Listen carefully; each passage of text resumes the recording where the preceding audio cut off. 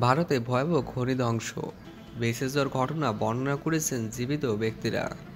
হঠাৎ করে ভারতে একটি কয়লা খনিতে দুর্ঘটনা হয়, তাতে মৃত্যুর সংখ্যা দাঁড়িয়েছে 17 জনের বেশি।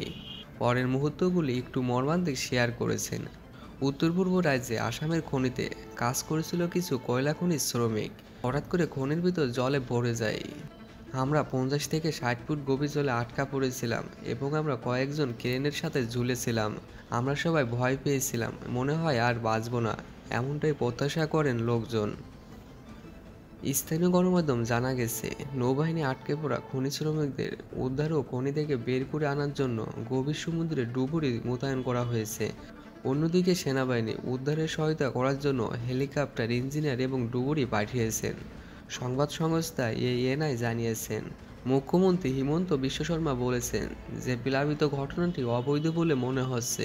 পুলিশ মামলাটি তদন্ত করছে এবং একজনকে গ্রেপ্তার করা হয়েছে, তিনি তাই বলে।